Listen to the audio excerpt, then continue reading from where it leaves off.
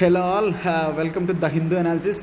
ఒకసారి చిన్న అనౌన్స్మెంట్ అమ్మా. This is the moment of feel good happy moment, feel good moment ఇది. ఎందుకంటే మన director sir channel, that is Suresh sir LTX classes అనేది, it has touch the 50,000 subscribers. 50K subscribers అనేది it's a phenomenal achievement అనమాట. I hardly congratulate our director sir. I hardly congratulate. ఓకేనా. So sir దీని ఒక celebration moment he wants to share with he students also. So కొన్ని offers అనేవి రావడం జరిగింది. And రెగ్యులర్గా ఆల్రెడీ మన స్టూడెంట్స్ ఎవరు ఉన్నారు వాళ్ళు కూడా సమ్ పార్టీ మూమెంట్ లాగా ఉంటుంది కన్ఫామ్గా. సో దాంట్లో అసలు తిరగలేదు. This is a feel good moment and we have to take pride in our director sir. ఓకేనా. అతని విషన్ అండ్ కెరీర్తో హీ హ్యాస్ టచ్డ్ 50,000 సబ్స్క్రైబర్స్ అనేది అచీవ్ చేయడం అనేది అసలు ఇట్స్ అ ఫినామినల్ థింగ్ అసలు. ఎందుకంటే మనం స్టార్ట్ చేసి హార్డ్లీ 2 years అవుతుంది. సో అందరిలోనే ఇంత పెద్ద అచీవ్మెంట్ అనేది there is lot to achieve. I dedicate this class to our director sir. Okay, I dedicate this class to our director sir and our entire LTX team also, and that's fine. I'll start our class. Welcome to LTX classes. ఈరోజు the Hindu analysis చూడమ్మా. Date 16/2/2022. Articles అనేవి మనం చూస్తాము. Important articles అన్నీ కూడా cover చేస్తాం. But ఈరోజు ఏంటంటే అన్ని మైన్యూట్ చిన్న ఆర్టికల్స్ ఉన్నాయి. సో మనం కాస్త ఎక్కువ ఆర్టికల్స్ అనేవి తీసుకోవడం జరిగింది. వైడ్గా కవర్ చేయడం కూడా జరుగుతుంది. ఓకేనా. ఆర్టికల్స్ డీల్ చేస్తుంది దిస్ ఈజ్ శ్రీనివాస్. చెప్పాను కదమ్మా, ఇది ఒక feel good moment. 50,000 celebrations, 50K celebrations అనేవి. సో అందుకని టు ఆల్ అవర్ సబ్స్క్రైబర్స్కి ఇది డెడికేట్ చేస్తున్నారు సార్. ఏంటి, ప్రతి కోర్స్ ప్యాకేజ్ మీద కూడా 10,000 మేర డిస్కౌంట్ అనేది ఇవ్వడం జరుగుతుంది. యూపీఎస్సీ ఆన్లైన్ వచ్చేసి మనకి 60,000 రూపీస్. బట్ ఈ 50,000K సెలబ్రేషన్స్తో మనం 60,000 కొట్టేసి 50,000కి కంప్లీట్గా ఇవ్వడం జరుగుతుంది అనమాట. అండ్ యూపీఎస్సీ ఆఫ్లైన్ మనం ఎక్కడెక్కడ ఉన్నాం, హైదరాబాద్, వైజాగ్, శ్రీకాకుళం 3 డిస్ట్రిక్ట్స్లో కూడా మన యూపీఎస్సీ ఆఫ్లైన్ బ్రాంచ్ అనేది ఉండడం జరిగింది. అవునా. సో ఇక్కడ యూపీఎస్సీ ఆఫ్లైన్ బ్రాంచ్ మనకి 70,000 కాదు 60,000 రూపీస్ మాత్రం. ఓకేనా. 60,000 రూపీస్కి మనం ఇవ్వడం జరుగుతుంది. ఈ యూపీఎస్సీ ఆన్లైన్ వచ్చేసి 50,000కే.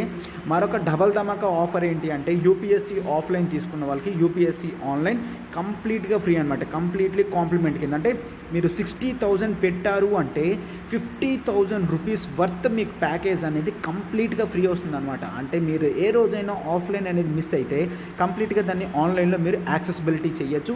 ఎన్నిసార్లు అయినా. ఎందుకు, మనము అన్లిమిటెడ్ యాక్సెసిబిలిటీ అనేది ప్రొవైడ్ చేస్తున్నాం కాబట్టి. ఓకేనా. అన్లిమిటెడ్ యాక్సెసిబిలిటీ ప్రొవైడ్ చేస్తున్నాం కాబట్టి మీరు ఖచ్చితంగా చాలా ఫ్రీగా మీరు క్లాసెస్ అనేవి సబ్స్క్రైబ్ చేసుకోవచ్చు. ఓకేనా. అండ్ ఎన్నిసార్లు అయినా మీరు చూడొచ్చు. ఈ ఆఫర్ చూడండి, ఈ ఆఫర్ మనకి కేవలం ఈ 30th ఏప్రిల్ వరకు మాత్రమే. ఈ 30th ఏప్రిల్ వరకు మాత్రమే మనకి ఈ ఆఫర్ ఉంటుందమ్మా. 30th ఏప్రిల్ తర్వాత ఫీజెస్ అనేవి రివైజ్ అవుతాయి సార్. 50,000 60,000 కాదు, 60,000 70,000కి వెళ్తుంది. ఆఫ్లైన్ 70,000 కాస్త 80,000కి వస్తుంది. మనం ఈ 50,000 సెలబ్రేషన్స్ గురించి మాత్రమే తగ్గించడం జరిగింది. తర్వాత ప్రతి ప్యాకేజ్ మీద కూడా 20,000 దాకా, ఇప్పుడు ఉన్న ప్యాకేజ్ మీద 20,000 రూపీస్ దాకా పెరిగే ఛాన్సెస్ ఉన్నాయి. సో ముందే సబ్స్క్రైబ్ చేసుకున్నామా. చూడండి, మనకి లైఫ్ టైం వ్యాలిడిటీ అనేది రాబోతుంది. ఓకేనా. ప్రతి కోర్స్ ప్యాకేజ్ కూడా లైఫ్ టైం వ్యాలిడిటీ వస్తుంది. మీరు యూపీఎస్సీ ఆన్లైన్ తీసుకుంటే మీరు డే 1 నుంచి ఆన్సర్ రైటింగ్ ప్రాక్టీస్ చేస్తారు. Daily base CA current affairs program అనేది మనకు ఉంటుంది. రివిజన్ ఉంటుంది. అసలు మీకు డేలో కంటిన్యూస్గా కన్సిస్టెంట్గా మీరు ఎగ్జామ్ మోడ్లో ఉండడానికి మన క్లాసెస్ అనేవి ఉంటాయి. రికార్డెడ్ క్లాసెస్ అవైలబుల్గా ఉంటాయి. ఒకసారి ఆఫ్లైన్ క్లాస్ తీసుకున్నారు అంటే మీకు ఎన్నిసార్లు కావాలంటే అన్నిసార్లు మనకి ఆర్ఆర్బీ, బ్యాంకింగ్, మన ఇన్స్టిట్యూట్లో ఏవైతే ప్రొవైడ్ చేస్తున్నారో ప్రతి దానికి కూడా మీకు యాక్సెసిబిలిటీ అనేది ఉంటుంది.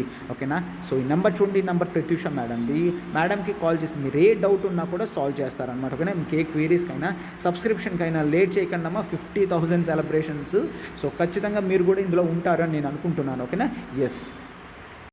అండ్ నెక్స్ట్ చూడండి అమ్మా, మనకి 50K సెలబ్రేషన్స్ అనేవి ఇక్కడ చూడండి. To all our subscribers we are dedicating this. ఏంటి అంటే 10,000 రూపీస్ మనము ప్రతి ఆఫ్ మీద కూడా ఆఫ్ ఇస్తున్నాం. ప్రతి కోర్స్ ప్యాకేజ్ మీద ఆఫ్ అనేది ఇవ్వడం జరుగుతుంది. చూడండి, ఏపీపీఎస్సీ గ్రూప్ 1 మనకి జనరల్ ఫీజు వచ్చేసి 45,000 రూపీస్. బట్ అది కేవలం 35,000 రూపీస్కి ఇవ్వడం జరుగుతుంది. టీఎస్పీఎస్సీ గ్రూప్ 1 45,000, బట్ అది కట్ చేసి మనం కేవలం 35,000 రూపీస్కి ఇవ్వడం జరుగుతుంది. సరే, ఎంతవరకు? కేవలం ఏప్రిల్ 30 వరకున. ఓకేనా. ఇది కేవలం ఫీల్ గుడ్ మూమెంట్ కాబట్టి మనం ఇవ్వడం అనేది జరుగుతుంది. ఏప్రిల్ 30 వరకు కూడా యూపీఎస్సీ గ్రూప్ 1, టీఎస్పీఎస్సీ గ్రూప్ 1 ఎవరైతే ఉన్నారో వాళ్ళు వెంటనే వాళ్ళకి complete live plus recorded classes కేవలం 35,000 రూపీస్కి వస్తుంది అనమాట. ఒకవేళ మీరు యూపీఎస్సీ ఆఫ్లైన్ కానీ ఆన్లైన్ కానీ తీసుకున్నారంటే ఏపీపీఎస్సీ గ్రూప్ 1 ఆన్లైన్ అనేది మీకు కంప్లీట్గా కాంప్లిమెంట్ కింద వస్తుందమ్మా. ఓకేనా, కంప్లీట్గా కాంప్లిమెంట్ వస్తుంది. లేదు మీరు ఓన్లీ గ్రూప్ ప్యాకేజ్ అనేది తీసుకోవాలనుకుంటే మీకు 35,000 రూపీస్కి టోటల్ ప్యాకేజ్ అనేది అన్లిమిటెడ్ యాక్సెసిబిలిటీ మీకు వస్తుంది. This is valid up to 30th April వరకు మాత్రమే ఇది వ్యాలిడ్ అనమాట. ఓకేనా, and this is life time validity మనకు వస్తుంది. Unlimited accessibility and life time validity అనేది క్లాస్ వస్తుంది. నెంబర్ చూడమని నెంబర్ ప్రత్యూష మేడంది. ప్రత్యూష మేడం కాల్ చేస్తే మీకు ఏ డౌట్స్ ఉన్నా సాల్వ్ చేస్తారు.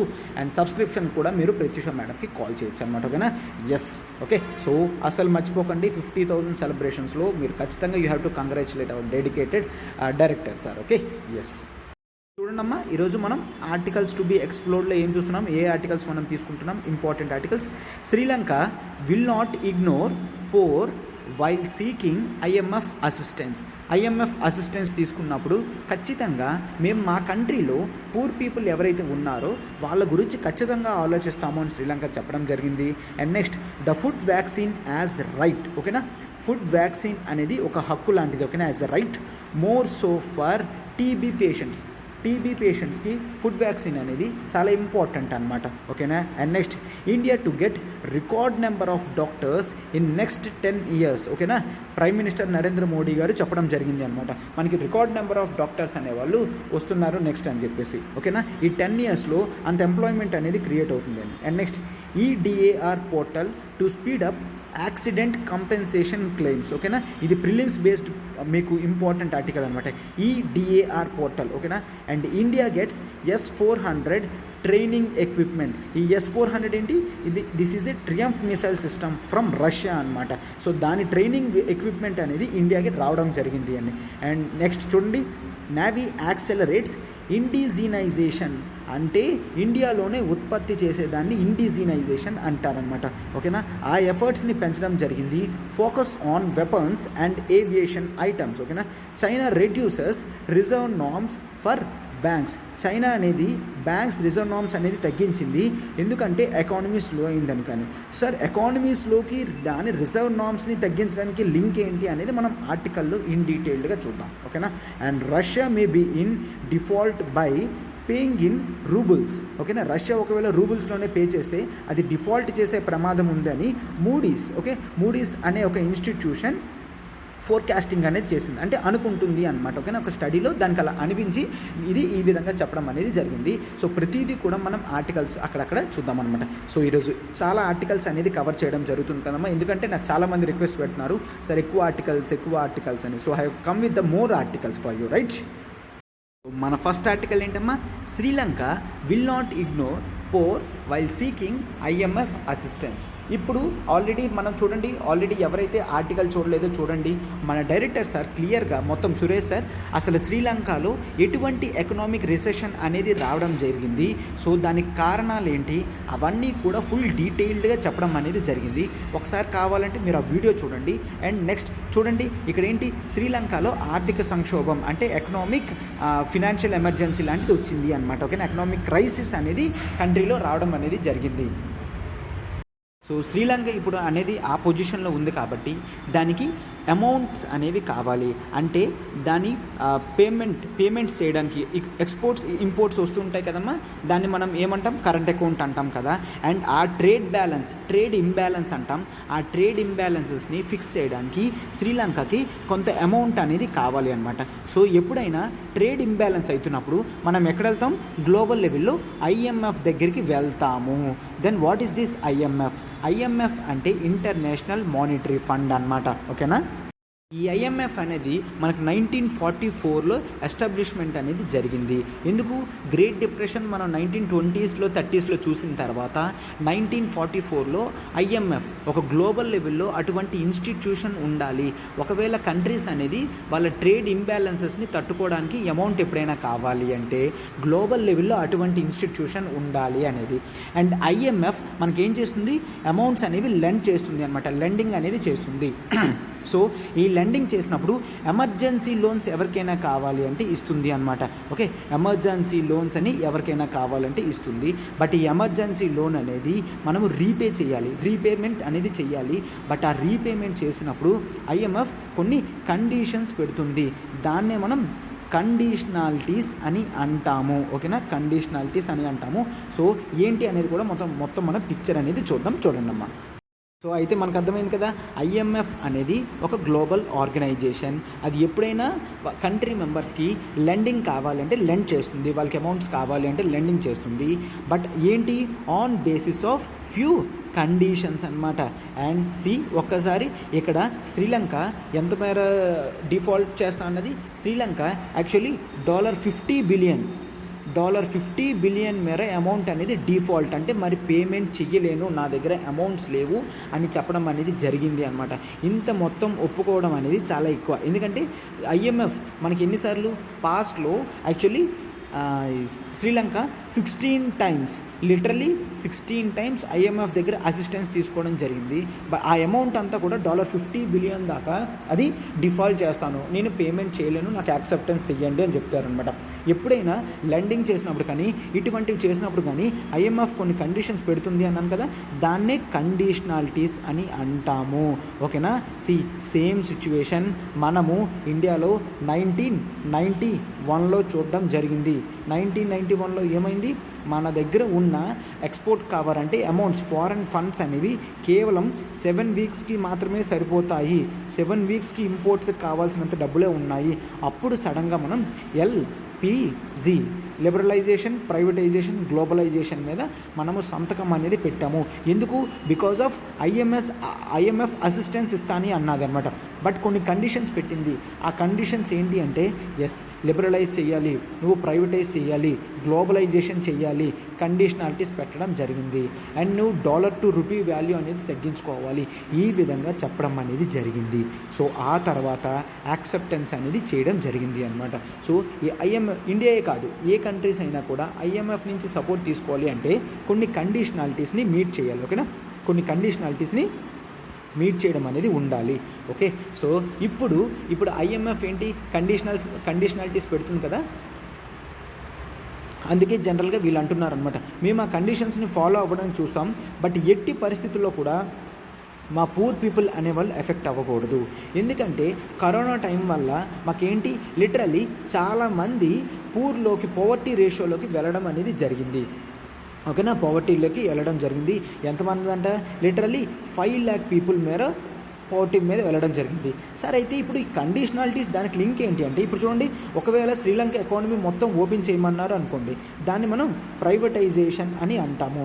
సో ప్రైవేటైజ్ చేసినప్పుడు ఏమవుతుంది, జనరల్గా బయట నుంచి ఇన్వెస్ట్మెంట్ అనేది వస్తుంది. ఓకేనా, ఆ ఇన్వెస్ట్మెంట్ వచ్చినప్పుడు ఆ ప్రొడక్ట్ అనేది కాస్ట్ ఉంటుంది కదా, ఆ ప్రొడక్ట్ కాస్ట్ అనేది ఒకవేళ ఎక్కువ ఉంది అనుకోండి, ఆ ప్రొడక్ట్ అనేది అందరికీ కావాల్సింది బట్ ఎక్కువ కాస్ట్ ఉంది అంటే ఎవరు సఫర్ అవుతారు, జనరల్గా పూర్ పీపుల్ జనరల్గా సఫర్ అవుతారనమాట. సో ఇటువంటివి ఉండకుండా ఉండాలి అని చెప్పేసి ఈ విధంగా చెప్పడం అనేది జరుగుతుందన్నమాట. సో ఐఎంఎఫ్ కండిషనాలిటీస్ అనేవి ఎక్కువ పూర్ పీపుల్ని ఇబ్బంది పెడుతుంది. బట్ ఏంటి, మనము ఈ ట్రేడ్ బ్యాలెన్సెస్, ఇంబ్యాలెన్సెస్ని కవర్ చేయాలి వీటన్నిటిలో అంటే ఖచ్చితంగా ఐఎంఎఫ్ చెప్పినట్టు ఉండాలి.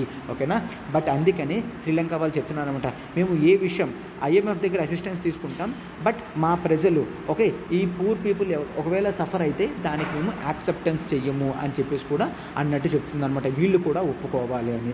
అండ్ మెయిన్ ఇక్కడ కొన్ని రీజన్స్ అనేవి ఇవ్వడం జరిగింది. ఏంటంటే వాళ్ళు మిస్మేనేజ్మెంట్ చేశారు, ఎకానమీని మిస్మేనేజ్మెంట్ చేశారు, క్రైసిస్ టైంలో మరింత క్రైసిస్గా వెళ్ళడం అనేది జరిగింది అనమాట. అండ్ సడన్ డెసిషన్స్ అనేవి అడ్మినిస్ట్రేటివ్ ప్రాబ్లమ్స్. ఓకే, ఎందుకు ఇంత క్లియర్గా చెప్తున్నానంటే, ఏ కంట్రీ అయినా ఈవెన్ ఇండియా విల్ ఫేస్, ఒకవేళ అడ్మినిస్ట్రేటివ్ ఎఫిషియన్సీ సరిగ్గా లేకపోతే డెసిషన్స్ అనేవి సడన్గా ఇల్లాజికల్ థింకింగ్తో చేసుకుంటే మొత్తం ఎకానమీ అంతా డేంజర్ సిచ్యువేషన్లోకి వెళ్ళే ఛాన్సెస్ ఉంటాయి. ఏంటంట, వీళ్ళు సడన్గా ఆర్గానిక్ ఫార్మింగ్ అనేది పెట్టడం అనేది జరిగింది. సో సడన్గా ఆర్గానిక్ ఫార్మింగ్ అయ్యేసరికి వాళ్ళకి ప్రొడక్షన్ అనేది తగ్గిపోయింది. ప్రొడక్షన్ అనేది తగ్గిపోవడంతో ఇంపోర్ట్స్ అనేవి పెరిగిపోయాయి. అండ్ నెక్స్ట్ ఫెర్టిలైజర్స్ కూడా క్లోజ్ చేసేసారు. బట్ సడన్గా మళ్ళీ ఫెర్టిలైజర్స్ రిక్వైర్మెంట్ ఉంది అని చెప్పేసి now they are spending $400 million $400 million అనేది కేవలం కెమికల్ ఫెర్టిలైజర్స్ ఇంపోర్ట్ గురించి ఖర్చు పెట్టడం అనేది చేస్తున్నారు అనమాట. సో ఇటువంటి ఫాల్టీ డెసిషన్స్ వెంటనే చేస్తే అడ్మినిస్ట్రేటివ్ ఎఫిషియన్సీ అనేది దెబ్బతీస్తుంది. సో ఇండియా కూడా this is not covered in India, generally I'm sharing. Okay, India అటువంటి సిచ్యువేషన్లోకి వెళ్ళొచ్చా? ఎస్. ఎప్పుడైనా ఏ కంట్రీ అయినా ఇల్లాజికల్ థింకింగ్తో వాళ్ళు స్కీమ్స్ అనేవి పెట్టారు అనుకోండమ్మా, అది ఖచ్చితంగా ఎకానమీకి లాస్ అవుతుంది. సో చాలామంది ఏం చెప్తున్నారు, ఇండియా ఒకవేళ కంటిన్యూస్గా సబ్సిడీస్ అనేవి రేషనలైజ్ చేయకపోతే, రేషనలైజ్ అంటే తగ్గించుకోకపోతే, తనకు వస్తున్న రెవెన్యూస్ బట్టి ఎక్స్పెన్స్ అనేది చేయకపోతే అది చాలా డేంజర్. అంటే ఒకసారి చూడమ్మా, ఇండియాకి ఒక ₹10 వచ్చింది, సబ్సిడీస్ కింద ₹3 ₹4 ఖర్చు పెట్టింది అనుకో పర్వాలేదు. బట్ ఇండియాకి వచ్చేది ₹10, సబ్సిడీస్ మీద ₹8 ₹9 ఖర్చు పెడుతున్నారు అంటే డేంజర్ అనమాట. ఎందుకు? ఒకవేళ ఇన్కమ్ అనేది తగ్గిపోతే, సబ్సిడీస్ మీద ఎఫెక్ట్ వస్తే ప్రజలు ఎంతవరకు సబ్సిడీస్కి అలవాటైన వాళ్ళు ఓన్గా వర్క్ అనేది చేయలేరు. సో ఇటువంటివి చాలా డేంజర్. అందుకనే స్కీమ్స్ అనేవి ఎప్పుడూ కూడా రేషనలైజ్గా ఉండాలి. ఓకేనా? రేషనలైజ్డ్గా ఎవరైతే ఎఫెక్టివ్ పీపుల్ వాళ్ళకి మాత్రమే వెళ్ళాలి. అండ్ స్కీమ్స్ అమౌంట్స్ కూడా రేషనలైజ్ చేయాలి, తగ్గించుకోవాలి అన్నట్టు. ఓకేనా? సో ఇది ఇంపార్టెంట్ ఆర్టికల్ అమ్మా, అక్కడ ఫైనాన్స్ మినిస్టర్ చెప్పారు అనమాట. ఓకేనా? ఇండియా కూడా అటువంటి సిచ్యువేషన్ ఫేస్ చేసింది కాబట్టి జనరల్గా చెప్పడం అనేది జరిగింది. సో ఇన్ జనరల్గా మీరు ఏం గుర్తుంచుకుంటారు? ఎస్, గ్లోబల్ లెవెల్లో ఒక ఇన్స్టిట్యూషన్ అనేది ఉన్నది, అదే ఇంటర్నేషనల్ మానిటరీ ఫండ్. ఓకేనా? ఆ IMF అనేది ఏంటి? మెంబర్ కంట్రీస్కి, అది ఒక గ్లోబల్ ఆర్గనైజేషన్ అండ్ అది మెంబర్ కంట్రీస్కి కోటాస్ ఇస్తుంది, కోటా లిమిట్స్ ఇస్తుంది అనమాట, ఎంతవరకు తీసుకోవచ్చు ఏంటి అని. అండ్ లోన్స్ కూడా ఇస్తుంది. ఓకేనా? కెపాసిటీ డెవలప్మెంట్ కూడా చేస్తుంది. ఎంతమంది అంటే total member countries literally 190 countries అనేవాళ్ళు IMFలో మెంబర్షిప్గా ఉండడం అనేది జరిగింది అనమాట. ఓకేనా? సో ఎంత అమౌంట్ మేరకు ఇస్తుందంటే $1 ట్రిలియన్ మేర కావాలంటే ఇస్తుంది. మొత్తం టోటల్ లెండింగ్ అనమాట, $1 ట్రిలియన్ అంత ఇస్తుంది. ఓకేనా? సో ఈ విధంగా IMF అనేది చాలామంది దీన్ని అంటారు, దీన్ని బ్రెటన్ వుడ్స్ ఇన్స్టిట్యూషన్ అని కూడా అంటారు. ఏంటంటే World War II తర్వాత ఇటువంటివి స్టార్ట్ అవ్వడం జరిగింది అనమాట. ఓకేనా? 1939-45లో కదా. సో అప్పుడు ఇది రావడం అనేది జరిగింది ఇన్స్టిట్యూషన్ అని చెప్పేసి అంటారు. ఓకేనా? ఇది ఆర్టికల్ పూర్తిగా కవర్ చేయడం జరిగింది అనమాట. దీని గురించి ఇంతకన్నా మీకు ఏం అవసరం లేదు.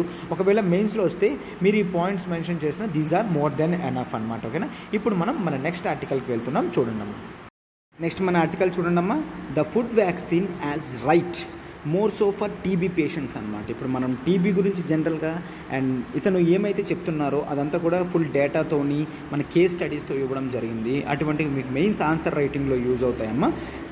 అవన్నీ నేను చెప్తాను, జాగ్రత్తగా రాసుకోండి అనమాట. ఫస్ట్ ఆఫ్ ఆల్, టీబీ అనేది ఒక బ్యాక్టీరియల్ డిసీజ్. ఓకేనా? టీబీ అనేది ఒక బ్యాక్టీరియల్ డిసీజ్. ఈ బ్యాక్టీరియా అనేది ఎక్కడ ఎఫెక్ట్ చెందుతుంది? బాడీలో లంగ్స్కి ఎఫెక్ట్ చెందుతుంది అనమాట. ఓకేనా? లంగ్స్కి ఎఫెక్ట్ అవుతుంది. లంగ్స్కి ఒకవేళ ఎఫెక్ట్ అయితే మనకి స్నీజింగ్ ఇబ్బంది వస్తుంది అండ్ నెక్స్ట్ కఫ్ కూడా వస్తుంది అనమాట. సో టీబీ పేషెంట్స్ ఎప్పుడు దగ్గుతూ ఉంటారు. ఓకేనా? కఫ్ అనేది వస్తుంది. ఒకటి మెయిన్ ఇంపార్టెంట్ ఏంటంటే టీబీ అనేది ఒక బ్యాక్టీరియల్ డిసీజ్. సరే, ఎందుకు అంత స్ట్రెస్ చేస్తున్నాను అంటే మనకి ప్రిలిమ్స్లో డైరెక్ట్గా క్వశ్చన్స్ అనేవి వస్తాయి. ఏ విధంగా? టీబీ అనేది ఎటువంటి డిసీజ్? బ్యాక్టీరియల్ డిసీజా, వైరల్ డిసీజా, ప్రోటోజోవన్ డిసీజా అనేవి. It is a clearly A bacterial disease. So అయితే పూర్వం ఎంతవరకు ఏమనుకునేవారంటే ప్రతి డిసీజ్ కూడా ఫర్ ఎవ్రీ ప్రతి ఇల్కి కూడా ఒక పిల్ అనేది ఉంటుంది. పిల్ అంటే ఒక ట్యాబ్లెట్ అనమాట. ఇల్ అంటే ఒక డిసీజ్. ప్రతి డిసీజ్కి కూడా ఒక పిల్ అంటుంది. ఆ పిల్ ఏమోంచి మన బాడీలో ఉన్న జర్మ్స్ని చంపుతుంది. ఓకేనా? మన బాడీలో ఉన్న జర్మ్స్ని ఈ ట్యాబ్లెట్స్ అనేవి చంపుతుంది. బట్ ఇదంతా కూడా ఒకలాగనమాట.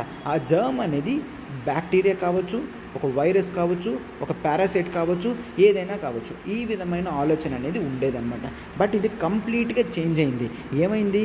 ఇప్పుడు మనము కేవలం ఈ పిల్స్, ఇవి ఏవైతే డ్రగ్స్ ఉన్నాయో వాటి మీద మాత్రమే మనం కాన్సన్ట్రేషన్ చేస్తే మళ్ళీ ఇబ్బంది. ఓకేనా? ఈ డ్రగ్స్ మీద మాత్రమే మనం కాన్సన్ట్రేషన్ చేస్తే చాలా ఇబ్బంది. ఎందుకు? బాడీలో మెటబాలిక్ కాజెస్ అని ఉంటాయి. మెటబాలిక్ కాజెస్ అంటే మనం తీసుకున్న ఫుడ్ అనేది అది న్యూట్రియంట్స్ కింద తీసుకొని బాడీలో ఎనర్జీ కానీ యాక్టివిటీస్ కానీ చేస్తుందన్నమాట. అండ్ నెక్స్ట్ న్యూరోకెమికల్ ట్రాన్స్మిటర్స్ ఇవన్నీ కూడా ఇల్నెస్ని కాజ్ చేస్తాయన్నమాట. సో మనకేంటి? ఒక గుడ్ ఎయిర్ ఉండాలి. టీబీ తగ్గాలి అంటే గుడ్ ఎయిర్ ఉండాలి, న్యూట్రిషన్ ఫుడ్ ఉండాలి దాని మీద మనకి డ్రగ్స్ అనేవి ఉంటే చాలా ఎర్లీగా మనము కోలుకోగలము, ఎర్లీగా టీబీ నుంచి జనరల్గా కోలుకోగలము అని చెప్తున్నారనమాట. అండ్ నెక్స్ట్ సో ఇప్పుడు ఏమైంది, హిస్టరీలో కూడా ఏమైందో అనేది ఒక్కసారి చెప్తారు చూడండి. 1943లో మనకి స్ట్రెప్టోమైసిన్, ఓకే, స్ట్రెప్టోమైసిన్ ఇవన్నీ కూడా దగ్గర రాసుకోండి, దానికి డ్రగ్స్ సంబంధించింది. స్ట్రెప్టోమైసిన్ అనేది 1943లో కనిపెట్టారు. అంతవరకు కూడా టీబీకి ఒక డిస్కవరీ డ్రగ్ అనేది లేదు. ఫస్ట్ టైం ఒక డ్రగ్ స్ట్రెప్టోమైసిన్ అనేది 1943లో కనిపెట్టారనమాట. అండ్ ఆ తర్వాత ప్రజలకి వేజెస్ అనేవి పెరిగాయి.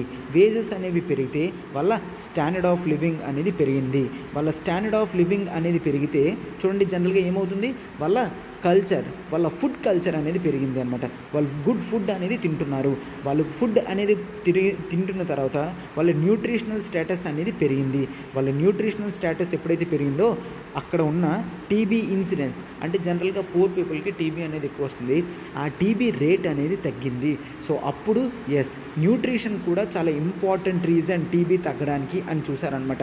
మనకి అప్పట్లో చూసుకుంటే 1 lakhకి, ఇంగ్లాండ్లోని వేల్స్లో చూసుకుంటే 1 lakhకి 300 పీపుల్ దాకా అనుభవించేది.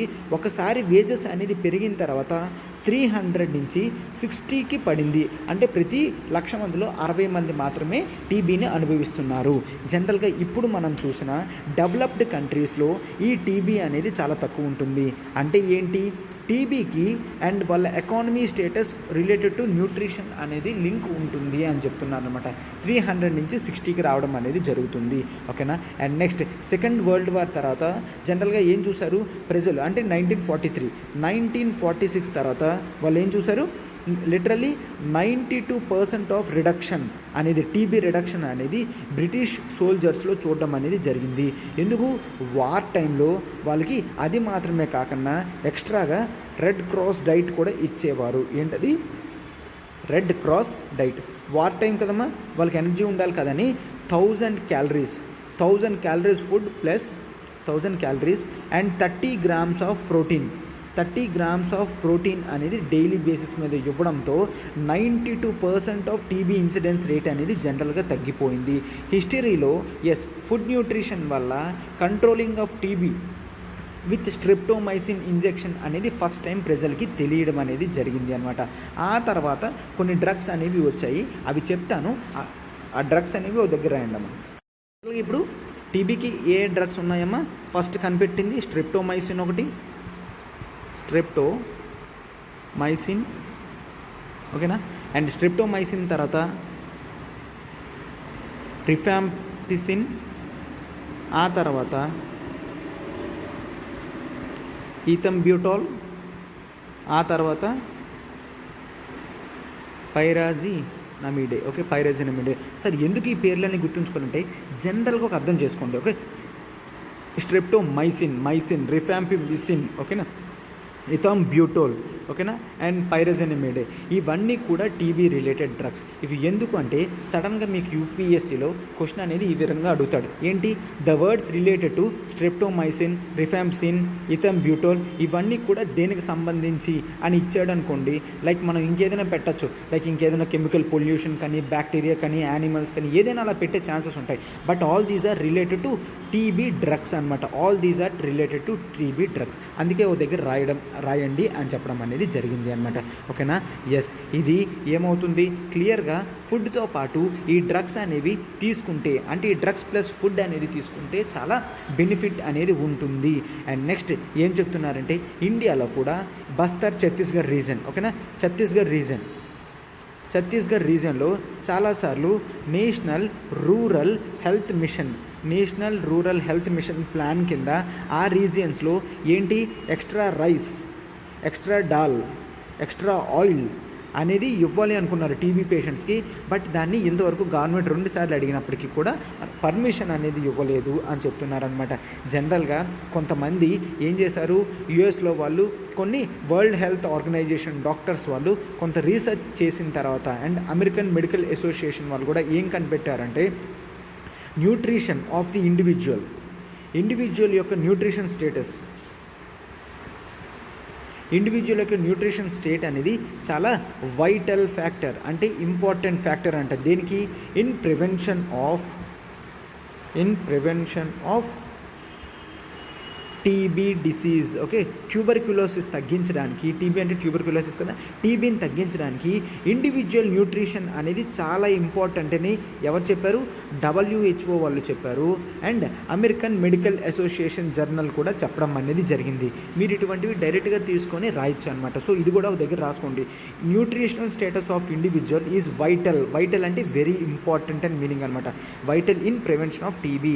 సో అప్పుడు చెప్పిన తర్వాత వరల్డ్ మొత్తం కూడా కేవలం డ్రగ్స్ మాత్రమే కాదు, డ్రగ్స్తో పాటు మనం వాళ్ళ న్యూట్రిషనల్ స్టేటస్ కూడా పెంచాలి అని తెలిసిందనమాట. ద ఫ్యాక్ట్ ఈజ్ దట్ ఇప్పటికీ కూడా మనం ఇండియాలో జనరల్గా ఏం చూస్తాం చూడండి, ఇండియన్ కాంటెక్స్ట్లో లిటరల్లీ ఇప్పటికీ కూడా 90% ఆఫ్ ఇండియన్స్ ఎవరైతే న్యూట్రిషనల్ స్టేటస్ సరిగ్గా లేదో వాళ్ళకే టీబీ అనేది రావడం జరిగింది. అండ్ టీబీ ఎవరికైతే వచ్చిందో వాళ్ళు కోలుకోవడం అనేది చాలా కష్టం అనమాట. సో ఇవన్నీ కూడా వాళ్ళు పూర్ ఉంటారు. వాళ్ళు పూర్ ఉండడం వల్ల వాళ్ళు ట్రీట్మెంట్ కూడా తీసుకోలేరు. ట్రీట్మెంట్కే కాదు కదా, ఫుడ్ కూడా ఎక్స్ట్రా పెట్టలేరు. సో ఖచ్చితంగా న్యూట్రిషనల్ స్టేటస్ అనేది ఇంప్రూవ్ చేయగలిగితే ఈ రేట్ అనేది ఇండియాలో తగ్గుతుంది అని చెప్తున్నారనమాట. అండ్ కొన్నిసార్లు రీసెర్చ్ కూడా చేస్తే ఈ ఛత్తీస్గఢ్ రీజియన్లో అక్కడ టీబీ ఎందుకు ప్రివలెన్స్ ఎక్కువ ఉందంటే అక్కడ BMI, బాడీ మాస్ ఇండెక్స్, ఎంత హైట్కి ఎంత వెయిట్ ఉన్నారు, లో ఉన్నారా తక్కువ ఉన్నారని చూస్తే అక్కడ BMI ఫర్ మెన్ అనేది 16 ఉంది. యావరేజ్ అంతమా 22 అయితే 16 అనేది ఉంది. ఓకేనా. అండ్ నెక్స్ట్ ఫీమేల్స్కి అయితే ఎంత ఉంది? 15 ఉంది. యావరేజ్ అంతా 22 కదా. అంటే ఎంత తక్కువ ఉన్నారో ఆలోచించండి. వాళ్ళ BMI అనేది చాలా తక్కువ ఉన్నారు, అంటే వాళ్ళ హైట్కి వాళ్ళ వెయిట్కి చాలా తక్కువ ఉంది. ఈ అండర్ న్యూట్రిషన్ స్టేటస్ ఎప్పుడైతే మనం తగ్గిస్తామో అప్పుడే ఖచ్చితంగా టీబీ అనేది తగ్గుతుందన్నమాట. ఓకేనా. రిస్క్ ఫ్యాక్టర్ ఏంటి అంటే మెయిన్ స్మోకింగ్ కానీ ఆల్కహాల్ కానీ ఇవన్నీ కూడా రిస్క్ ఫ్యాక్టర్స్ అనమాట. బట్ అండర్ న్యూట్రిషన్ మనం ప్రాపర్గా కంట్రోల్ చేసుకుంటే మనము ఖచ్చితంగా టీబీని సాల్వ్ చేయగలము. అయితే ఏం చేశారు? సో దీనికి అనుగుణంగా చాలా ఆర్గనైజేషన్స్ టీబీ పేషెంట్స్కి ఏమి ఇవ్వడం స్టార్ట్ చేశారు? ఎగ్స్ ఇవ్వడం స్టార్ట్ చేశారు, మిల్క్ పౌడర్ ఇవ్వడం స్టార్ట్ చేశారు, అండ్ డాల్ అనేది ఇవ్వడం స్టార్ట్ చేశారు, గ్రౌండ్ నట్స్, ఇవన్నీ కూడా ఏదైతే న్యూట్రిషన్ స్టేటస్ని పెంచుతుందో ఆయిల్ కానీ ఇవన్నీ కూడా మనము జనరల్గా వాళ్ళు ప్రొవైడ్ చేస్తున్నారు. ఏ విధంగా? యాంటీ టీబీ డ్రగ్ కింద. అండ్ నెక్స్ట్ మనం చూస్తే 2018లో మనం నిక్షయ్ పోషణ్ యోజన అంటే ఏంటి? This is related to nutrition movement అనమాట. అంటే న్యూట్రిషన్ స్టేటస్ పెంచడానికి అండర్ నేషనల్ హెల్త్ మిషన్ ఏం చేస్తాము? స్టేట్ సపోర్ట్ కూడా. స్టేట్ అనేది ఎవరైతే టీబీ పేషెంట్స్ ఉన్నారో వాళ్ళకి ₹500 దాకా ఇవ్వడం అనేది జరుగుతుందన్నమాట. దీనికి ఆ టీబీ పేషెంట్స్ చాలా పూర్ పీపుల్ ఇండియాలో ఉన్నారు కాబట్టి వాళ్ళు న్యూట్రిషియస్ ఫుడ్కి అంత పెట్టలేరు కాబట్టి ఈ విధంగా అమౌంట్ అనేది ఇవ్వడం జరిగింది అని చెప్తున్నారనమాట. అండ్ లాస్ట్లో కొంతమంది doctor Bhargava, he is a famous doctor, అతను ఏం చెప్పారు? ఈ టీబీ అండ్ అండర్ న్యూట్రిషన్ అనేది ఒక సిండెమిక్. ఓకే, సిండెమిక్ అంటే ఏంటి? ఇట్ ఈస్ అన్ అగ్రిగేషన్, అంటే it is a combination of under nutrition and TB. Under nutrition, TB కూడా ఆ రెండు కలిసి ప్రివలెన్స్లో ఉంటున్నాయి. ఒకవేళ అండర్ న్యూట్రిషన్ అనేది తగ్గిస్తే టీబీ అనేది ఆటోమేటిక్గా తగ్గిపోతుంది. సో ఇక్కడ దీనికి వ్యాక్సిన్ ఏంటంట? Food vaccine. ఏంటి? ఫుడ్ వ్యాక్సిన్ అనేది మనకి గ్యారంటీడ్ రైట్ ఫర్ లైఫ్ అవ్వాలి. ఒక్కసారి చూడండి అమ్మా, రైట్ ఫర్ లైఫ్. ఇది biology related article are social issues related article. ఈ రైట్ ఫర్ లైఫ్ అనేది మనకేంటి? ఆర్టికల్ 21 కదా, ఫ్రీడమ్ ఆఫ్ లైఫ్. అంటే నేను హ్యాపీగా ఉండాలి అంటే స్టేట్ నాకు ఫుడ్ లేదు కాబట్టి ఫుడ్ అనేది ఇవ్వాలి. ఈ ఫుడ్ వ్యాక్సిన్ అనేది రైట్ ఫర్ లైఫ్ కింద ప్రూవ్ అవుతుంది.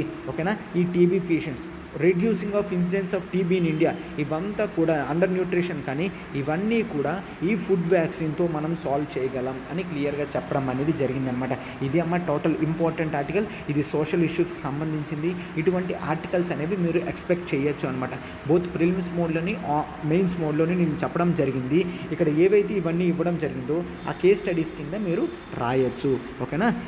నిక్షయ్ పోషణ్ యోజన అంటే నేషనల్ న్యూట్రిషన్ మిషన్ ప్లాన్ కింద ఎవరైతే అండర్ న్యూట్రిషన్ వీళ్ళందరూ ఉన్నారో న్యూట్రిషన్ స్టేటస్ పెంచి ఇండియాని గ్లోబల్ లెవెల్లో వన్ ఆఫ్ ది హెల్దియెస్ట్ కంట్రీగా చేయాలని ప్లాన్ చేస్తున్నారనమాట. Yes, these are the things ఈ ఆర్టికల్లో ఈ ఇంపార్టెంట్ అన్నీ కూడా మనం కవర్ చేయడం జరిగింది. ఇప్పుడు నెక్స్ట్ ఆర్టికల్కి వెళ్దాం. చూడండి అమ్మా, నెక్స్ట్ ఆర్టికల్ చూడండమ్మా. India to get record number of doctors in next year. Sir ఇది పొలిటికల్ ఆర్టికల్ కాదా? ఇది పొలిటికల్ ఆర్టికల్ కాదు.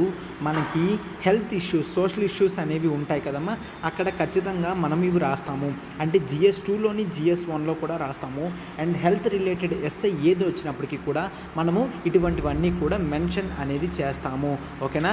ఎస్, ఇక్కడ జనరల్గా మీరు చూస్తే ఎందుకు India record number of doctors 10 ఇయర్స్లో చూస్తుంది అంటే, నరేంద్ర మోడీ గారి గవర్నమెంట్ ఏం చెప్తుంది అంటే, మనము నెక్స్ట్ 10 ఇయర్స్లో ప్రతి డిస్ట్రిక్ట్లో కూడా ఒక హాస్పిటల్ అనేది పెడతాము. ఒక హాస్పిటల్ కాదు, హాస్పిటల్తో ఒక మెడికల్ కాలేజ్ అనేది ఎస్టాబ్లిష్ చేస్తాము.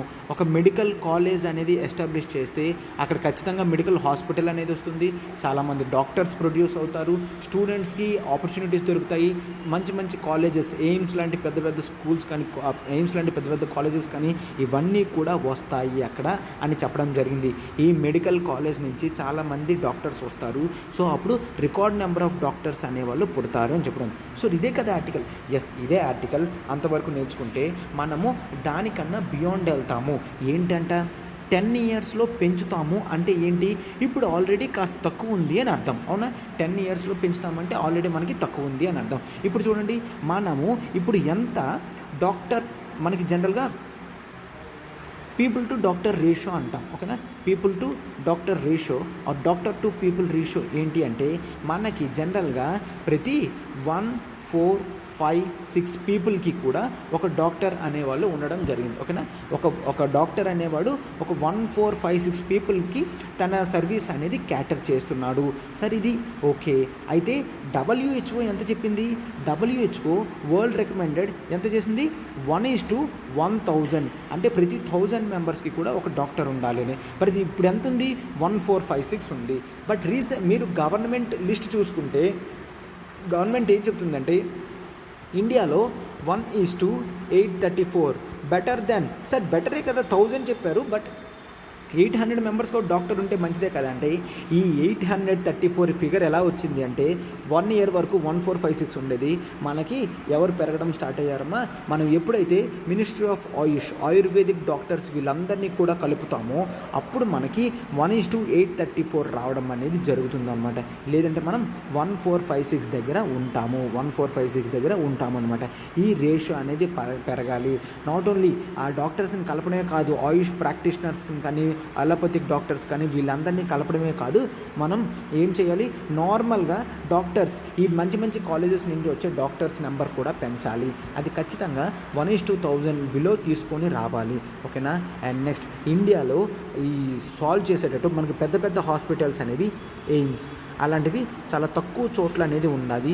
సో ఇప్పుడంటే ఈ డెసిషన్ ఏదైతే ఉందో, ప్రతి డిస్ట్రిక్ట్లో ఒక మెడికల్ కాలేజ్ అనేది, ఇది చాలా ఇంపార్టెంట్ డెసిషన్. ఓకేనా? మీరు వే ఫార్వర్డ్లో రాయొచ్చు. గవర్నమెంట్ రీసెంట్గా ప్రతి డిస్ట్రిక్ట్లో కూడా మెడికల్ కాలేజ్ తెచ్చే ఆలోచనలో ఉంది. సో దీనివల్ల ఇండియాలో నెక్స్ట్ మనం 10 ఇయర్స్లో డాక్టర్ క్రైసిస్ ఏదైతే ఉందో ఆ నెంబర్ అనేది పెంచుకోగలము అని చెప్పడం కూడా జరిగింది అనమాట. అండ్ నెక్స్ట్ మరొకటి ఏంటి అంటే, హెల్త్లో ఎంత ఇంపార్టెన్స్ ఇస్తే అంత ప్రజలకి మంచిదన్నమాట. ఎందుకంటే పూర్ కంట్రీస్లో మనకి అవుట్ ఆఫ్ పాకెట్ ఎక్స్పెండిచర్ అనేది ఇప్పుడు ముందు వరకు జనరల్గా 60% ఉండేది, ఇప్పుడు 45%కి తగ్గింది. That is fine. బట్ ఇప్పటికీ కూడా అవుట్ ఆఫ్ పాకెట్ ఎక్స్పెండిచర్ అనేది గ్లోబల్ లెవెల్లో యావరేజ్లో మనది చాలా ఎక్కువ అనమాట. 45% అవుట్ ఆఫ్ పాకెట్ ఎక్స్పెండిచర్ అనేది మన చేత్తోనే మనం పెడుతున్నాము అనవసరంగా. సో ఒకవేళ ఇప్పుడు ఈ హెల్త్ ఫెసిలిటీస్ అనేవి లోకల్ లెవెల్లోనే, లోకల్ కాలేజెస్ అవి ఉన్నాయి అనుకోండి, పేషెంట్స్కి ఎకనామిక్ బర్డెన్ అనేది తగ్గుతుంది. సో ఖచ్చితంగా చుట్టుపక్కల ఉన్న విలేజెస్కి అదంతా కూడా సాటిస్ఫై చేస్తుంది ఆ ఒక్క కాలేజ్. ఈ విధమైన ఇన్ఫర్మేషన్ అనేది మనం తీసుకోవాలన్నమాట. అండ్ ఎప్పుడైతే కాలేజెస్ గ్రౌండ్ లెవెల్లో, అంటే మనకి ఇక్కడ డిస్ట్రిక్ట్ లెవెల్లో వస్తుందో, మనము పెద్ద పెద్ద సిటీస్కి వెళ్ళాల్సిన అవసరం లేదు. చుట్టుపక్కల ఉన్న విలేజెస్కి అన్నిటికీ కూడా ఆ డిస్ట్రిక్ట్ హెల్త్ ఆఫీస్ది సరిపోతుంది, ఆ డిస్ట్రిక్ట్ హెల్త్ మెడికల్ కాలేజ్ది అనేది అనేది సరిపోతుంది అనమాట. అండ్ నెక్స్ట్ డాక్టర్స్ ఎప్పుడైతే డిస్ట్రిక్ట్ కాలేజెస్లో నేర్చుకుంటారో ఆ దగ్గరలో ఉన్న ఏరియాస్లో సర్వీస్ చేయడానికి మోటివేషన్ అనేది పొందుతారు. అదే జనరల్గా వెల్ ఆఫ్ ఏరియాస్లో అర్బన్ ఏరియాస్లోని మాత్రమే అలవాటు ఉంది అంటే వాళ్ళు రూరల్ ఏరియాస్కి వెళ్ళడానికి నచ్చదు. సో ఈ విధంగా అన్నీ కూడా మంచిది పాజిటివ్స్ అనేది ఉంటుందన్నమాట. సో ఇండియాలో డాక్టర్ రేషియో అనేది చాలా తక్కువ ఉంది. ఈ డేటా అనేది వరల్డ్ హెల్త్ ఆర్గనైజేషన్ అనేది ఇవ్వడం జరిగిందమ్మా. సో మీరు రిలయబుల్ అవ్వచ్చు. ఈ డేటా అనేది రాసుకోండి. అండ్ ఈ ఇన్ఫర్మేషన్ అనేది మీరు ఎంత బ్రాడ్గా ఆలోచిస్తేనే మీకు యూజ్ అవుతుంది అనమాట. ఓకేనా? ఎస్. ఇప్పుడు మనం మన నెక్స్ట్ ఆర్టికల్కి వెళ్తున్నాం, చూడండి అమ్మా. సో నెక్స్ట్ ఆర్టికల్ చూడండి, ఈడిఏఆర్ పోర్టల్. ఓకేనా? To speed up accident compensation claims. ఇది దేనికి మీకు ఇంపార్టెంటే, ప్రిలిమ్స్లోని మీకు సడన్గా ఈడిఏఆర్ పోర్టల్ ఈజ్ రిలేటెడ్ అని ఇస్తారు. దీన్ని ఎవరు లాంచ్ చేయడం జరిగింది? Ministry of road transport and highways, MORTH, ministry of road transport and highways వాళ్ళు ఈ పోర్టల్ అనేది రెడీ చేయడం జరిగింది. డిఏఆర్ అంటే డీటెయిల్డ్ యాక్సిడెంట్ రిపోర్ట్. ఓకే, అంటే ఎలక్ట్రానిక్ చేయడం జరిగింది. ఈ డిఏఆర్ డీటెయిల్డ్ యాక్సిడెంట్ రిపోర్ట్ అనేది ఇప్పుడు మనం జియో ట్యాగ్ చేసి ఫొటోస్ అవన్నీ పెట్టి ఈ పోర్టల్లో అప్లై చేసినట్టయితే ఇప్పుడు ఏవైతే ఇన్సూరెన్స్ కంపెనీస్ ఉన్నాయో, జనరల్గా రోడ్ యాక్సిడెంట్స్ జరిగితే ప్రతి ఒక్కరికి కూడా ఇన్సూరెన్స్ ఉంటుంది కదమ్మా. ఆ ఇన్సూరెన్స్ ఎవరికైతే ఉంటుందో ఖచ్చితంగా విక్టిమ్ ఫ్యామిలీస్కి వెంటనే వెళ్ళాలి అన్న ఉద్దేశంతో దీన్ని పెట్టడం అనేది జరిగింది అనమాట.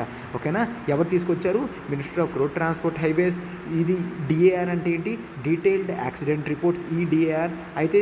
సో ఇప్పుడు ఎప్పుడైతే యాక్సిడెంట్స్ అనేవి జరుగుతుందో అక్కడ దాన్ని ఈడిఏఆర్లో వెంటనే అప్లోడ్ చేసి పోర్టల్ అనేది కంపెన్సేషన్ ఈ ఇన్సూరెన్స్ కంపెనీస్కి ఇస్తే ఎవరైతే రోడ్ యాక్సిడెంట్లో విక్టిమ్స్గా ఉంటారో వాళ్ళకి ఆ అమౌంట్ అనేది చేరవేయడానికి ఈజీగా ఉంటుంది అనమాట.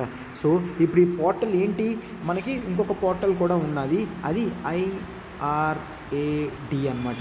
అంటే ఇంటిగ్రేటెడ్ రోడ్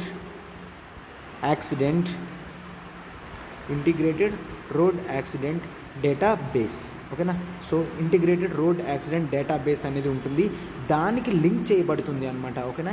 ఈ IRADకి లింక్ చేయబడుతుంది. ఇక్కడ more than 90% of data sets అనేది వాళ్ళ దగ్గర ఉంటుంది అనమాట. ఈ ఈడిఏఆర్లో అప్లోడ్ చేసి దానికి లింక్ చేసుకుంటే ఎవరెవరు పోలీస్ కానీ, రోడ్ అథారిటీస్ కానీ, హాస్పిటల్స్ కానీ వీళ్ళందరూ కూడా మినిమల్ ఇన్ఫర్మేషన్ అనేది దానికి ప్రొవైడ్ చేస్తారు. ఓకేనా? అండ్ ఎవరు చెక్ చేయాలన్నా కూడా ఈ డేటాబేస్ ఒకసారి చెక్ చేస్తే మొత్తం క్లియర్గా తెలిసిపోతుంది అనమాట. అండ్ కోర్ట్స్ కూడా ఏం చెప్తున్నాయైతే ఎవరైతే దీన్ని చూసుకొని చేస్తారో వాళ్ళు మల్టిపుల్ చెక్స్ అనేది ఫేక్ క్లెయిమ్స్కి అవ్వకుండా ఫేక్ క్లెయిమ్స్కి దూరంగా ఉండాలి. Okay, fake claims. కొంతమంది యాక్సిడెంట్ జరగకపోయినా యాక్సిడెంట్ జరిగింది, పలానా వ్యక్తి చనిపోయాడు అని ఇన్సూరెన్స్ కంపెనీస్కి ఫేక్ క్లెయిమ్స్ అనేవి పెడుతుందన్నమాట. అలాంటివి కాకుండా ఉండడానికి కొన్ని ఆప్షన్స్ కూడా వీళ్ళు పెట్టడం జరిగింది. ఏంటంటే FIR నెంబర్ పెట్టడం, డేట్ ఆఫ్ యాక్సిడెంట్ కానీ, వెహికల్స్ ఇన్వాల్వ్డ్ ఇన్ యాక్సిడెంట్ కానీ. ఎందుకంటే ఇప్పుడు మనం ప్రతి వెహికల్ కూడా రిజిస్ట్రేషన్ చేసినప్పుడు వాహన్ అనే అప్లికేషన్లో పెట్టడం అనేది జరుగుతుందన్నమాట. ఈ అప్లికేషన్ కూడా దాంతో లింక్ చేయడం జరుగుతుంది. మనం డ్రైవింగ్ లైసెన్స్ అప్లై చేస్తాం కదా, వాహన్ ఈ పోర్టల్స్లో ప్రతిదీ కూడా ఇన్ఫర్మేషన్ ఉంటుంది. అంటే ఎవరైతే ఫేక్ క్లెయిమ్స్ పెట్టారో పలానా వ్యక్తి చనిపోతాడని చెప్తారు కదా, ఆ పలానా వ్యక్తి సరిపోయిందా, FIR రిపోర్ట్ సరిపోయిందా, ఆ వాహన్ పోర్టల్లో అతను నిజంగానే డ్రైవింగ్ లైసెన్స్ ఉన్నదా అని చెప్పేసి ప్రతిదీ చూసి ప్రతిదీ కన్ఫర్మేషన్ అయిన తర్వాత మాత్రమే వీళ్ళు ప్రాసెసింగ్ అనేది చేస్తారు. ఇంకా దాంతోపాటు ఫొటోస్ కూడా తీస్తారు కదా యాక్సిడెంట్ అయినప్పుడు, దాన్ని జియో ట్యాగింగ్ అనేది చేస్తారు. ఎస్, నిజంగా ఈ పిక్చర్స్లో కనిపించినట్టు అతను ఖచ్చితంగా చనిపోయాడా లేదా అన్నట్టు చూస్తారనమాట. వీటన్నిటితోని ఈ పోర్టల్ని డిజైన్ చేయడం అనేది జరిగింది అనమాట. సో మీకు క్వశ్చన్ ఏ విధంగా వస్తుంది, ఈ DAR portal is related to or given by ఏ మినిస్ట్రీ ఇచ్చారు అని చెప్తారు. ఏ ministry? Ministry of road transport highways. ఇది దేని గురించి? కంపెన్సేషన్స్ అనేవి స్పీడప్ చేయడానికి అనమాట. కోర్ట్స్ కూడా జాగ్రత్తగా చూసుకుంటున్నాయి. ఇటువంటి వాటిల్లో ఎటువంటి మిస్మేనేజ్మెంట్ జరగకుండా, ఫేక్ క్లెయిమ్స్ కూడా ఇష్యూ చేయకుండా ఏ విధంగా చేయాలి అని. ఓకేనా? యాక్సిడెంట్ స్పాట్ ఫోటో తీస్తారు, డ్యామేజ్డ్ వెహికల్ ఫోటో తీస్తారు, ఇంజూర్డ్ విక్టిమ్స్ ఫొటోస్ తీస్తారు, ఐ విట్నెసెస్ ఉంటే వాళ్ళ ఇన్ఫర్మేషన్ అనేది తీసుకుంటారు. అవన్నీ తీసుకొని ఈ ఈడిఏఆర్ పోర్టల్లో అప్లై చేయడం అనేది జరుగుతుంది. సో దీనివల్ల ఎవరైతే నిజంగానే ఫేక్ క్లెయిమ్స్ లేకుండా నిజంగానే ఎవరైతే ఇబ్బంది పడ్డారో విక్టిమ్స్ అయితే ఉన్నారో వాళ్ళకి అమౌంట్ అనేది స్పీడ్గా వెళ్తుందన్నమాట. సో జనరల్గా ఏమవుతుంది, ఎవరైతే విక్టిమ్స్ ఉన్నారో వాళ్ళు కంపెన్సేషన్ చుట్టూ తిరగాలి ఇన్సూరెన్స్ కంపెనీస్కి. బట్ ఇది పోర్టల్లో ఉంటుంది కాబట్టి వాళ్ళు హ్యాపీగా పోర్టల్ని యాక్సెస్ చేసుకోవచ్చు. ఈ IRAD కూడా గుర్తుంచుకోండమ్మా, ఇంటిగ్రేటెడ్ రోడ్ యాక్సిడెంట్ డేటాబేస్ అనమాట. సో ఇందులో జనరల్గా డేటాబేస్ అనేది రోడ్ యాక్సిడెంట్స్ అయినప్పుడు ప్రతిదీ కూడా పెడతారు. ఇప్పుడు ఈ EDAR పోర్టల్ని దీన్ని ఇంటిగ్రేట్ చేయడం అనేది కూడా జరిగింది అనమాట. ఓకేనా, ఎస్ ఇది ఆర్టికల్ అమ్మ. దీని గురించి ప్రిలిమ్స్ మోడ్లోని మనం మెయిన్స్లో ఇది నార్మల్గానే రాస్తాము, ఇది ఒక పాయింట్ ఎక్స్ట్రా పాయింట్ లాగా దీన్ని పెడతాము అనమాట. ఓకేనా, సో బట్ ఇదైతే మాత్రం main this is related to prelims వరకు అనమాట. సో ఈ విధంగా మనం కవర్ చేస్తే అది సరిపోతుంది. ఈ ఫుల్ డెఫినేషన్స్ ఇవన్నీ కూడా జాగ్రత్తగా గుర్తుంచుకోండమ్మా. ఓకేనా, నెక్స్ట్ ఆర్టికల్ ఏంటమ్మా, India gets S-400 training equipment. ఇప్పుడు ఈ పిక్చర్ చూసారు కదమ్మా, ఇది S-400 మిసైల్ సిస్టమ్ అనమాట. సో దీని గురించి నేను ఒకసారి చెప్తాను, చూడండి అమ్మా. సో S-400 ఏంటి అంటే ఇది ఒక డిఫెన్స్ మిసైల్ సిస్టమ్. ఓకేనా, డిఫెన్స్ మిసైల్ సిస్టమ్ అనమాట. మిసైల్ సిస్టమ్ అంటే ఏంటి అంటే ఇన్కమింగ్గా మిసైల్స్ ఏవైనా వచ్చాయి అంటే దాన్ని ఇది బ్రేక్ చేస్తుంది. ఫర్ ఎగ్జాంపుల్ ఇది టెరిటరీ అనుకోండి, ఇది ఒక కంట్రీ టెరిటరీ అనుకోండి. మనం ఇక్కడ మన డిఫెన్స్ మిసైల్స్ అనేవి ఈ S-400 మిసైల్స్ అనేవి ఇక్కడ పెట్టామనుకోండి, మనకి ఇక్కడ రాడార్స్ అనేవి ఉంటాయి. ఈ రాడార్స్ ఏంటి జనరల్గా అబ్జర్వ్ చేస్తుంటాయి అనమాట, ఏదైనా ఇన్కమింగ్ మిసైల్ వచ్చిందా అని. ఒకవేళ మనకి అటునుంచి ఆపోజిట్గా ఒక మిసైల్ అనేది వచ్చింది అనుకోండి, ఎప్పుడైతే అది మన రాడార్కి టచ్ అవుతుందో వెంటనే మనకి ఇప్పుడు చూడండి, ఇక్కడ ఈ ఫస్ట్ రాడార్కి టచ్ అయిన వెంటనే మనకి ఏమవుతుంది, ఇక్కడ మన మిసైల్స్ అనేవి యాక్టివ్ అయి ఇవి స్టార్ట్ అవుతాయి అన్నమాట. స్టార్ట్ అయ్యి ఈ బ్లాక్ అటు నుంచి వచ్చే ఎనిమీ మిసైల్స్ ఏదైతే ఇలా వస్తుందో, ఇక్కడ చూడండి ఇలా ఎనిమీ మిసైల్ వచ్చిందో వెంటనే ఈ S-400 మిసైల్ సిస్టమ్ నుంచి వెళ్ళేది దీన్ని బ్రేక్ చేస్తుంది. అది ఎంత స్పీడ్గా వచ్చినా కూడా దాన్ని బ్రేక్ చేస్తుంది అనమాట. సో ఈ విధంగా డిఫెన్స్ మిసైల్ సిస్టమ్ అనేది ఉంటుంది. ఓకేనా, డిఫెన్స్ మిసైల్ సిస్టమ్ ఇది S-400. దీన్ని మనం ట్రియంఫ్ మిసైల్ సిస్టమ్ అని కూడా అంటాము. సో ఎవరు దీన్ని స్టార్ట్ చేశారో ఫస్ట్ టైం అంటే this is of Russian origin. Russia వాళ్ళు దీన్ని తయారు చేయడం జరిగింది అనమాట, రష్యన్ ఆరిజిన్.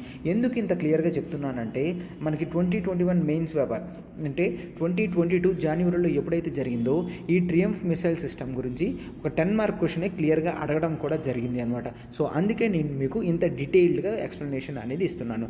సో రేపొద్దున మీరు మెయిన్స్లో రాసినప్పుడు కూడా మీరు ఈ విధంగా డయాగ్రామ్స్ వేసినా హార్డ్లీ మీరు వేసినా మీకు మార్క్స్ అనేవి వస్తాయి. సో ఇది ట్రియంఫ్ మిసైల్ సిస్టమ్. ప్రతి కంట్రీ కూడా యాంటీ డిఫెన్స్ వెపన్ సిస్టమ్ని మెయింటైన్ చేస్తుంది, మిసైల్ సిస్టమ్ని.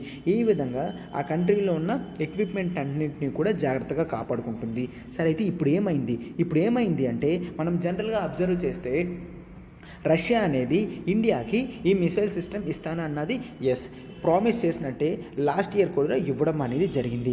ఇండియా లిటరలీ $5.43 బిలియన్ వరకు ఈ అమౌంట్ ఖర్చు పెడుతూ ఈ మిసైల్ సిస్టమ్ని కొంటుంది అనమాట. $5.43 బిలియన్. ఓకేనా, లాస్ట్ ఇయర్ ఇచ్చింది. బట్ ఇప్పుడు రష్యాకి ఉక్రెయిన్కి యుద్ధం అనేది జరుగుతుంది కదా, సో కాస్త డిలే అయ్యింది. సో మనకి ఇప్పుడు ట్రైనింగ్ ఎక్విప్మెంట్ అనేది వచ్చింది.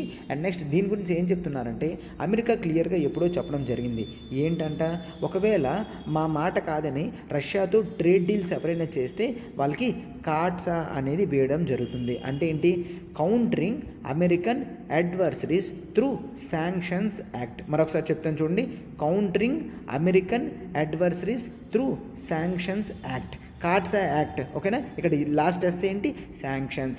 అంటే ఏంటి, ఎవరైనా మాకు ఇష్టం లేకన్నా రష్యాతో ట్రేడ్ అగ్రిమెంట్స్ అనేవి చేస్తున్నారంటే వాళ్ళ మీద శాంక్షన్స్ వేస్తాము అని. బట్ ఇప్పుడు రష్యా ఉక్రెయిన్కి ఆల్రెడీ వార్ జరుగుతుంది కాబట్టి వీళ్ళేంటి $5.43 బిలియన్ కదా, సో ఇప్పుడు బిలియన్స్తో డీలింగ్ చేయకన్నా రూబెల్లో చేసుకుంటున్నారు.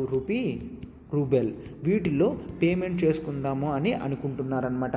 అండ్ నెక్స్ట్ ఇండియా కూడా చాలా విల్లింగ్గానే ఉంది. అమెరికా ఎంత చెప్పినప్పటికీ కూడా డిఫెన్స్ బైలేటరల్ ట్రేడ్ అనేది రష్యాతో మెయింటైన్ చేస్తుంది. ఈ ట్రియంఫ్ మిసైల్స్ అనేవి ఒక లాంగ్ రేంజ్ మిసైల్ సిస్టమ్ అనమాట. ఇది ఖచ్చితంగా ఇండియాకి ఉండాలి. ఎందుకు, మనకి పక్కన ఇద్దరు థ్రెట్స్ ఉన్నారు, పాకిస్తాన్ అండ్ చైనా ఉన్నది కాబట్టి మనం చాలా జాగ్రత్తగా ఉండడం అనేది మంచిది అనమాట. సో ఇది అమ్మ ఆర్టికల్ మొత్తం. ఇప్పుడు మనం మన నెక్స్ట్ ఆర్టికల్కి వెళ్తున్నాం, చూడండి. చూడమ్మా, navy accelerates indigenisation efforts, focus on weapons and aviation items. ఓకేనా, ఎస్ ఇప్పుడు దీని గురించి ఇన్ డీటెయిల్డ్గా చూద్దాము. ఆల్రెడీ నేను చెప్పాను ఇండిజినైజేషన్ అంటే ఏంటి అంటే ఇండియాలోనే ప్రొడక్షన్ చేయడం. ఇండియాలోనే ప్రొడక్షన్ చేస్తే ఏమవుతుంది, ఇండియన్ వాళ్ళకి వేజెస్ అనేవి వస్తాయి. వాళ్ళకి వేజెస్ వస్తే వాళ్ళు స్టాండర్డ్ ఆఫ్ లివింగ్ అనేది పెరుగుతుంది అండ్ మనకి ఇంపోర్ట్ బిల్ కూడా తగ్గుతుంది. మన డబ్బులు వేరే వాళ్ళకి ఇవ్వడం అనే కాన్సెప్ట్ అనేది జరుగుతుందన్నమాట. సో ఇండిజినైజేషన్ కాన్సెప్ట్ అనేది చాలా ఇంపార్టెంట్. ఇక్కడ చూసారు కదా, ఇది indigenous aircraft carrier INS Vikrant అనమాట. ఓకేనా, ఎస్ ట్రయల్స్లో ఉంది. ఇది నెక్స్ట్ మనకి త్వరలో ఒక 2 yearsలో ఇది రాబోతుంది అనమాట. INS aircraft carrier INS Vikrant. ఓకేనా, సో ఇప్పుడు ఇన్ డీటెయిల్డ్గా ఈ ఆర్టికల్ని చూద్దాం. చూడండి అమ్మా. గవర్నమెంట్ 2014లో ఏం తీసుకొచ్చింది, ఇండియన్ నేవీ ఇండిజినైజేషన్ ప్లాన్ అనేది తీసుకొని రావడం జరిగింది 2015లో. ఓకే, 2014లో ప్లాన్ చేసి ఇండియన్ నేవీ ఇండిజినైజేషన్ ప్లాన్ 2015 కల్లా ఫైనలైజ్ చేయడం జరిగింది.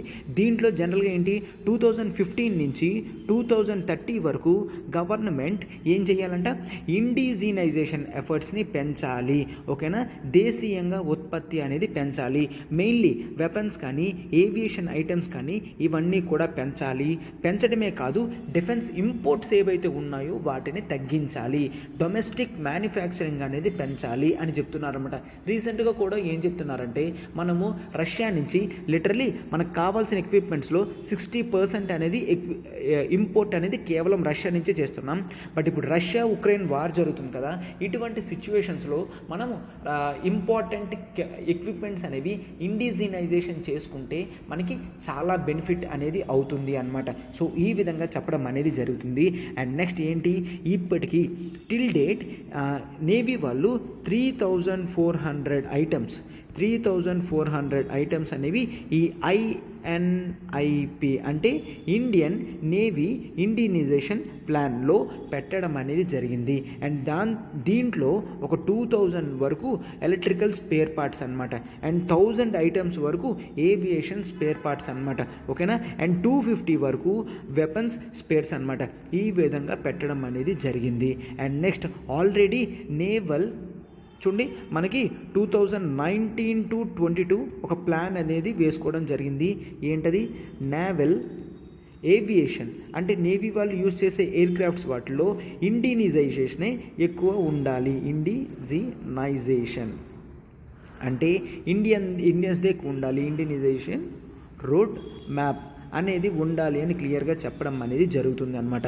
సో దాన్ని కూడా రివైజ్ చేసి ఏం చేసాం, హై కాస్ట్ ఇండిజినస్ రిపేర్స్ ఏవైతే ఉన్నాయో అది 2022 నుంచి 27 వరకు ఇండియాలోనే జరిగేటట్టు రూల్స్ అండ్ రెగ్యులేషన్స్ కూడా మార్చడం అనేది జరిగింది అనమాట. అండ్ ఇవన్నీ చూసుకోవడం కూడా మనము నేవల్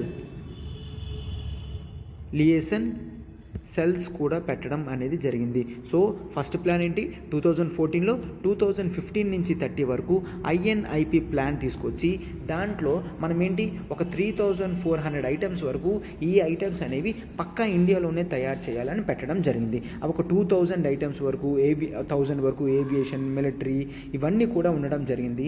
ఆ తర్వాత 2019-22 వరకు తీసుకొచ్చిన naval aviation indigenisation road map. ఓకేనా, నేవీ వాళ్ళు యూజ్ చేసే ఏవియేషన్ సెక్టర్లో ఎక్కువ శాతం ఇండియాదే ఉండాలి అని చెప్పేసి అవన్నీ మార్చి 2022-2027 వరకు వీళ్ళవే ఎక్కువ ఉండాలి అని మార్చడం జరిగింది. ఇవన్నీ కూడా జనరల్గా కంట్రోల్ చేయడానికి మనకి ఇన్ ఎడిషన్ దాంతోపాటు నేవల్ లియేషన్ సెల్స్ అంటే ఎన్ఎల్సీస్. ఓకే, అంటే లయాసన్ అంటే ఇన్ బిట్వీన్ అనమాట. వేరియస్ ప్లేసెస్లో ఈ ఇండిజినైజేషన్ కాన్సెప్ట్ పెంచడానికి చూస్తున్నాము. జనరల్గా ప్రెజెంట్లో మనకి 41 ships and 41 ships plus submarines 41 ships plus submarines అనేవి అండర్ కన్స్ట్రక్షన్లో ఉండడం అనేది జరిగింది. ఓకేనా, ఎస్ ఈ విధంగా మనము ఆల్రెడీ ఇండిజినైజేషన్ ప్రోగ్రాంలోనే ఉండడం అనేది జరిగింది అనమాట. అండ్ ఫోకస్ ఏరియా ఏంటి అంటే నేవీ అనేవాళ్ళు ఇప్పుడు డిఫెన్స్ రీసెర్చ్ డెవలప్మెంట్ ఆర్గనైజేషన్ డిఆర్డిఓతో కలిపి ఇండియనైజేషన్ పెంచడానికి, అండ్ నెక్స్ట్ చాలా వరకు స్టార్టప్స్ ఎంఎస్ఎంఈ కల్చర్ అనేది పెంచడానికి చూస్తుందన్నమాట. స్టార్టప్స్ అనేవి పెంచుతున్నారు, ఎంఎస్ఎంఈ కల్చర్ అనేది పెంచడానికి చూస్తున్నారనమాట. అండ్ కొన్ని ఎక్విప్మెంట్స్ కూడా ఇండిజీనియస్గా ప్రొడ్యూస్ చేయడానికి ట్రై చేస్తున్నారు. అవేంటో చెప్తాను చూడండి అమ్మా. ఇప్పుడు నెక్స్ట్ వచ్చే స్టార్టప్ కల్చర్ అండ్ ఎంఎస్ఎంఈస్ కూడా వీటి మీద ఎక్కువ కాన్సన్ట్రేషన్ చేస్తే బాగుంటుంది అని తీసుకొని రావడం జరిగింది. ఏంటది? Anti submarine weapons, and next and ఈ anti submarine sensors, and next satellite communications, satcoms అంటాం. ఈ శాట్కామ్స్ కానీ, ఎలక్ట్రానిక్ వార్ఫేర్ ఎక్విప్మెంట్స్ కానీ, and next anti ship missiles కానీ, కాంబాట్ అంటే యుద్ధంలో కాంబాట్ మేనేజ్మెంట్ సిస్టమ్ అన్నమాట. ఇవన్నీ కూడా technical equipments. Combat and management system కానీ, అండ్ తర్వాత రేడియోస్ కానీ, అండ్ మెయిన్ కావాల్సింది నెట్వర్క్ ఎన్క్రిప్షన్ డివైజెస్. కమ్యూనికేషన్లో మనము ఇన్ఫర్మేషన్ అనేది బయటికి వెళ్ళకన్నా ఎన్క్రిప్షన్ డివైజెస్ అనేవి యూజ్ చేస్తాం. అవి ఇన్ఫర్మేషన్ని ఎన్క్రిప్ట్ చేస్తుంది, అంటే క్లోజ్ చేస్తుంది అనమాట. ఎవరు దాన్ని ఓపెన్ చేయలేరు. ఎవరికైతే కీస్ తెలుస్తాయో వాళ్ళే ఓపెన్ చేయగలరు అనమాట. ఇటువంటివన్నీ కూడా ఈ నెట్వర్క్ ఎన్క్రిప్షన్ డివైజెస్ ఇవన్నీ కూడా ఇండిజీనైజేషన్ అనేది చేస్తే చాలా మంచిది. సో నెక్స్ట్ వచ్చే స్టార్టప్ కల్చర్ కానీ, ఎంఎస్ఎంఈస్ కానీ వీటి మీద ఫోకస్ అనేది చెయ్యాలని ఇవన్నీ ఓపెన్లో ఉంచడం జరిగింది. అండ్ నెక్స్ట్ మనం 2020లో దీనికి అనుగుణంగా ఒక స్కీమ్ అనేది తీసుకొని రావడం జరిగింది. దాన్నే NIIO నేవల్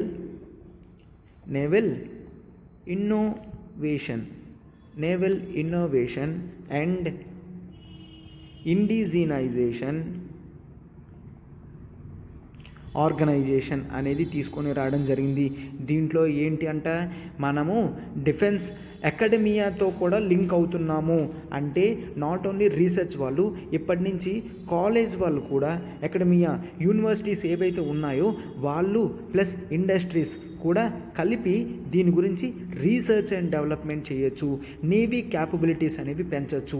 మనం లాస్ట్ 2 ఇయర్స్లో అంటే 2020 కదమ్మా, అప్పటి నుంచి ఇంతవరకు మన వాళ్ళు 36 IPRs ఇంటెలెక్చువల్ ప్రాపర్టీ రైట్స్ అనేవి కూడా పెట్టడం జరిగింది. అంటే ఇదంతా కూడా ఒక గ్రోత్కి సంబంధించింది అని క్లియర్గా ఇక్కడ చెప్పడం అనేది జరుగుతుంది. అవును కదమ్మా, మనకి గ్రోత్ వస్తుంది దీనివల్ల. ఈ IPRs అకాడమియా అండ్ ఇండస్ట్రీ కలిపి డిజైన్ చేసి IPRs protection right, intellectual copy rights కూడా వాళ్ళు ఉంచుకోవడం అనేది జరిగింది. సో ఇవన్నీ కూడా మనం మంచి ఇనిషియేటివ్స్గా మనము జనరల్గా చూడగలం అనమాట. సో ఇది అమ్మ ఇంపార్టెంట్ ఆర్టికల్.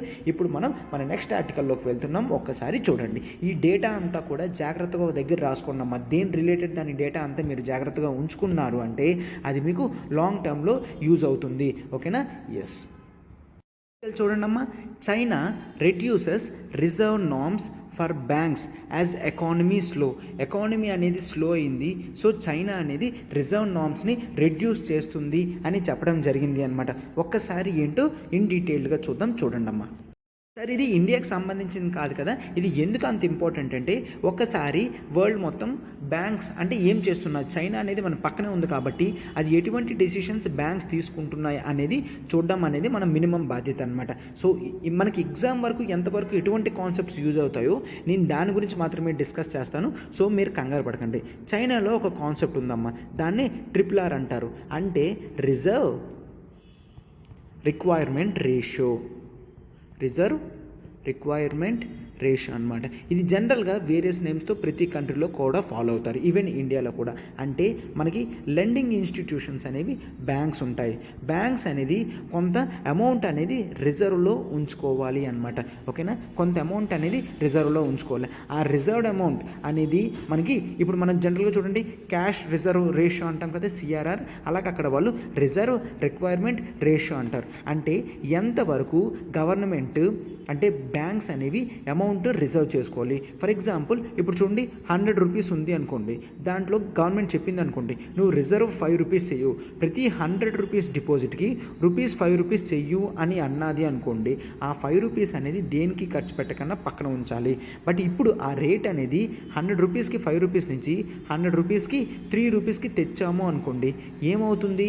ఇంతవరకు బ్యాంక్ ఒక 100 రూపీస్ వస్తే 95 రూపీస్ మాత్రమే ఎవరైనా లెండింగ్కి అప్పు అడిగితే ఇచ్చేది. బట్ ఎప్పుడైతే తగ్గించిందో ఆ 95 నుంచి ఇప్పుడు 97 రూపీస్ దాకా అప్పు అనేది ఇవ్వడం జరుగుతుంది. అంటే ఎకానమీలో ఈ ఎక్స్ట్రా ₹2 అనేది యాడ్ అవుతుంది. ఈ 2 రూపీస్ అనేది పెరగడం వల్ల మనకి ఏం చూస్తాము, ఎవరైతే అమౌంట్ అనేది తీసుకుంటున్నారో వాళ్ళు ఎక్కువ పొందుతారు అండ్ రేట్ ఆఫ్ ఇంట్రెస్ట్ కూడా తక్కువ ఛార్జ్ చేస్తారు. ఎందుకు? ఇప్పుడు ఈ రిజర్వ్ రిక్వైర్మెంట్ రేషియో అనేది గవర్నమెంట్ బ్యాంక్స్ తగ్గించింది కాబట్టి ఖచ్చితంగా ఈ అమౌంట్ అంతా కూడా వీళ్ళు మార్కెట్లోకి పంపించాల్సిందే. ఎంత మేర అంట? $83.25 బిలియన్. ఎక్కడ మార్కెట్లోకి? చైనీస్ మార్కెట్లోకే. నేను ఈ కాన్సెప్ట్ ఎందుకు చెప్తున్నానంటే ఇండియాలో కానీ అండ్ వరల్డ్ లెవెల్లో కానీ ఏమవుతుంది, ఇప్పుడు ఎకానమీ అనేది స్లో అవుతుంది. ఎకానమీ ఎలా పుష్ అవుతుంది?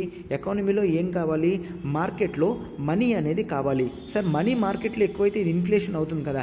ఇన్ఫ్లేషన్ దారి తీసినప్పటికీ కూడా జనరల్గా ఇప్పుడు చైనాలో ఇన్ఫ్లేషన్ అనేది కంట్రోల్లోనే ఉంది కాబట్టి మార్కెట్లో మనీ సప్లై అనేది పెంచగలిగితే, మనీ అనేది మార్కెట్ అవైలబిలిటీలో పెంచగలిగితే అది దేనికి దారితీస్తుంది? ఖచ్చితంగా ప్రజలు అనేవాళ్ళు దాన్ని ఇన్వెస్ట్మెంట్ చేస్తారు. ఇన్వెస్ట్మెంట్ చేస్తే ఏమవుతుంది? ఖచ్చితంగా పీపుల్ ఎంప్లాయ్మెంట్ అనేది వస్తుంది. ఎంప్లాయ్మెంట్ వచ్చింది అంటే అవుట్పుట్ అనేది పెరుగుతుంది. అవుట్పుట్ అనేది పెరిగితే ఎక్స్పోర్ట్స్ పెరుగుతాయి అండ్ జీడిపి కూడా పెరుగుతుంది అండ్ నెక్స్ట్ గ్రోత్ కూడా పెరుగుతుంది. జీడిపి గ్రోత్ కూడా పెరుగుతుంది. సో ఇవన్నీ దృష్టిలో పెట్టుకొని ఎకానమీని కంట్రోల్ చేయడానికి మనీ సప్లై అనేది ఎక్కువ చేయాలని చూస్తున్నారు. మనీ సప్లై ఎలా ఎక్కువ చేయాలి?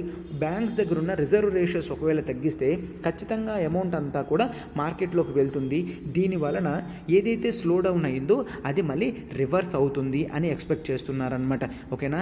అండ్ చాలామంది ఏం ఎక్స్పెక్ట్ చేస్తున్నారు? స్ట్రాటజిక్ థింకర్స్ బీజింగ్ కొంతవరకే తగ్గించగలదు కానీ ఎక్కువ తగ్గించలేదు. సో ఇది ఎంత ఎఫెక్ట్ మీరు చూపిస్తుందా అనేది వేచి చూడాలి అని చెప్తున్నారనమాట. ఆల్ దీస్ ఆర్ మనం చూడండి ఫిస్కల్ మెషర్స్ అంటాం కదా, all these are like monetary measures అనమాట. మానిటరీ పాలసీ మెషర్ అంటే మనీ పరంగా money supply and money flow మార్కెట్లో ఏ విధంగా ఉండాలి, మానిటరీ పాలసీ మెషర్స్ అని అంటామన్నమాట. ఎస్, ఈ కాన్సెప్ట్ని మీరు ఇంతవరకు తెలుసుకుంటే సరిపోతుందన్నమాట. అంటే ఏ నేషన్ అయినా కూడా ఒకవేళ మార్కెట్ అనేది స్లో డౌన్ అయింది అంటే మార్కెట్లో అమౌంట్ అనేది పంపించేయాలి, అంటే పుష్ చేయాలి. మార్కెట్లో అమౌంట్ అనేది పుష్ చేస్తే అది మ్యాక్సిమం వరకు గ్రోత్కి దారి తీసే ఛాన్సెస్ ఉంటుంది. అండ్ వీళ్ళు ఏం చేస్తారు, ఒకవేళ మార్కెట్లో నిజంగా అమౌంట్ ఎక్కువైంది అంటే గవర్నమెంట్ దాన్ని తీసుకొని దేని గురించి ఖర్చు పెడుతుంది? ఇన్ఫ్రాస్ట్రక్చర్ క్రియేట్ చేయడానికి ఖర్చు పెడుతుంది. ఇన్ఫ్రాస్ట్రక్చర్ని క్రియేట్ చేసిన లాంగ్ టర్మ్లో దీని నుంచి బెనిఫిట్స్ ఉంటాయి కాబట్టి గవర్నమెంట్కి ఏమాత్రం ఇబ్బంది ఉండదు. ఆల్రెడీ గ్రో అవుతున్న కంట్రీ అండ్ గ్లోబల్ లెవెల్ మొత్తం కూడా ఈ వార్ సిచ్యువేషన్లో ఉంటుంది కాబట్టి నెక్స్ట్ ఎప్పుడైతే వార్ సిచ్యువేషన్ అవుతుందో సప్లై చైన్స్ అన్నీ, గ్లోబల్ సప్లై చైన్స్ అన్నీ కూడా నార్మల్ అవుతాయి. అప్పుడు అడ్వాంటేజ్ తీసుకోవచ్చు అని చెప్పి చైనా ఈ విధంగా ఆలోచనతో ఇటువంటి ప్రోగ్రామ్స్ అనేవి తీసుకొని రావడం జరుగుతుంది అనమాట. సో దీన్ని మీరు ఇంత బ్రాడ్గా అర్థం చేసుకుంటే మీకు యూజ్ అవుతుంది. ఎకానమీ ఆర్టికల్స్ కదమ్మా కాస్త టిపికల్గా ఉంటాయి, బట్ జాగ్రత్తగా నేను చెప్పిన ఈ సైకిల్ అంతా కూడా ఒకసారి మీరు జాగ్రత్తగా అబ్జర్వ్ చేస్తే మాత్రం మీకు ఈజీగా ఆర్టికల్ అనేది అర్థమవుతుందమ్మా. ఎస్, ఇప్పుడు మనం మన నెక్స్ట్ ఆర్టికల్ ఆఫ్ ది డేని చూద్దాం. చూడండి ఈ ఆర్టికల్ చూడండమ్మా. Last article of the day, Russia may be in default by paying in roubles. Modi ఏం చెప్తుంది అంటే ప్రతి కంట్రీ కూడా సావరిన్ బాండ్స్, సావరినిటీ అంటే ప్రతి కంట్రీకి కూడా ఆధిపత్యం ఉంటుంది కదా.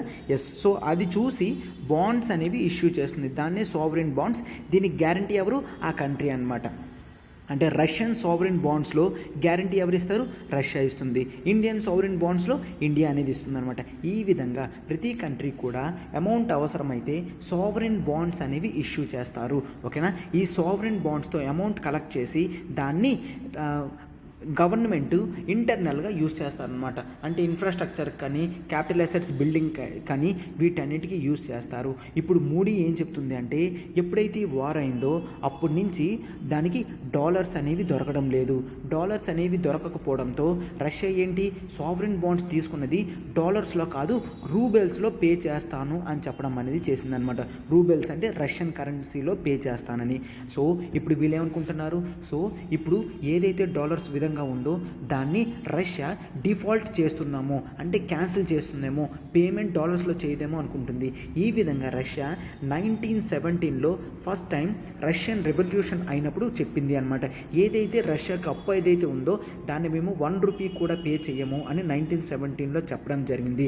ఇప్పుడు రష్యా క్రిప్లింగ్ ఎకనామిక్ సిచ్యువేషన్స్ ఏదైతే వెస్టర్న్ శాంక్షన్స్ ఉన్నాయో వాటన్నిటినీ దాని మీద మోపడంతో ఈ విధంగా ఇబ్బంది పడుతుంది అని చెప్తున్నారు. అండ్ మూడీ కూడా ఏం చెప్తుంది, ఎప్పుడైతే యుద్ధం స్టార్ట్ అయిందో దాన్ని ఇన్వెస్ట్మెంట్ గ్రేడ్ నుంచి డౌన్కి చేసేసారు అని చెప్తున్నారనమాట. సో ఈ రూబెల్లో పేమెంట్స్ అనేది ఎక్స్ట్రా ఎక్కువ చేయలేదు. ఆల్రెడీ రష్యా అనేది 2022 మెచ్యూర్ బాండ్స్ ఏవైతే ఉన్నాయో దాన్ని డిఫాల్ట్ చేసింది, ఫర్దర్ డేట్కి ఎక్స్టెన్షన్ చేసింది అనమాట. సో ఈ విధంగా చేసుకొని వెళ్తే అది చాలా ప్రమాదం అని చెప్పడం అనేది జరిగింది అనమాట. మనం ఈ ఆర్టికల్ ఇండియాకి సంబంధించింది కాదు, రష్యాకి సంబంధించింది. ఈ ఇన్ఫర్మేషన్ అనేది మీకు జనరల్గా తెలియాలని ఆర్టికల్ పిక్ చేసుకోవడం అనేది జరిగింది అమ్మ. ఎస్, ఈరోజు ఆర్టికల్స్ అన్నీ కూడా మనం క్లియర్గా ఇన్ డీటెయిల్డ్గా కవర్ చేయడం అనేది జరిగింది అమ్మ. ఎస్, మన ప్రతి ఆర్టికల్ వెనుక చేసిన వెనుక చాలా హార్డ్ వర్క్ అనేది ఉంటుంది. మీరు దీన్ని ఎప్రిసియేషన్ చేస్తారని అనుకుంటున్నాము.